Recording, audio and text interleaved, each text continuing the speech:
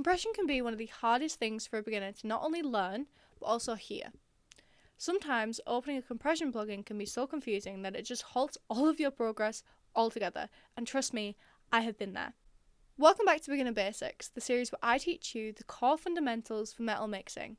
As always, I am using 2 private example tracks to showcase in these videos, one of which is available for download in the description down below if you would like to work beside me. Also, I am using the most basic of plugins in Pro Tools just to make these tutorials as accessible as possible. If you have your own plugins that you'd like to use, feel free to use those. Let's get started with episode 6, compression. Compression is an odd term to refer to this process by. The term compression implies that we are squishing the sound down. In reality, we're not.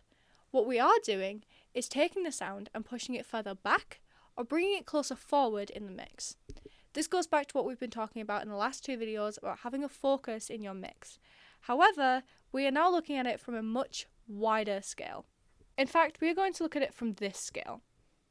Now, a few of these points are going to change depending on your style, the genre you're mixing, but the core points stay the same. You need to be able to visualize what instruments you want in front of each other, and for that, you need to be able to understand dynamics. Do you remember in the last video when I said that the ear often confuses loud with better, even when it's not? Dynamics is playing off of this. It's about controlling the difference between loud and quiet elements to make your mix sound fluid and balanced. You're shaping how instruments sit in front or behind each other in the stereo field, the space where all of your frequencies live, and you want that space to feel even and intentional. That sounds insanely confusing, I know, but let's talk about the plugin first, and then hopefully everything else should follow. Compression is input dependent, so let's talk about input first. A compressor is triggered when the audio reaches a certain threshold, or decibel. The input is how we set this. In some plugins it's even called threshold, but it all means the same thing. You are setting what decibel the audio needs to hit for the compressor to be triggered. Output is exactly that. It is setting what level of sound is being released. Quick tip here, unless it is overheads, I generally set the output to match the output coming out on this meter right here.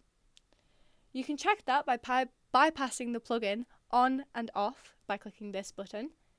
You've already balanced it. You don't need to mess with that. Attack is how fast the compressor responds when the threshold is met. A fast attack means the compressor will react almost instantly, cutting off the audio. It is also important to remember what attack is in relation to instruments. It is the hardest or loudest noise when the instrument is played. If it's louder, that's what the compressor reacts to. Release is the complete opposite. It is how fast or slow the compressor stops reacting to the threshold. Imagine attack and release like a fist holding an orange. Attack is how fast or slow that hand squeezes around the orange.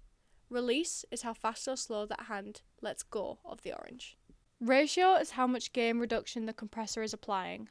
For example, for every 4 decibels the signal exceeds the threshold, the output will be increased by 1 decibel. This is a 4:1 ratio. This is your meter. While a meter is extremely important to watch, you need to ensure you aren't solely watching it.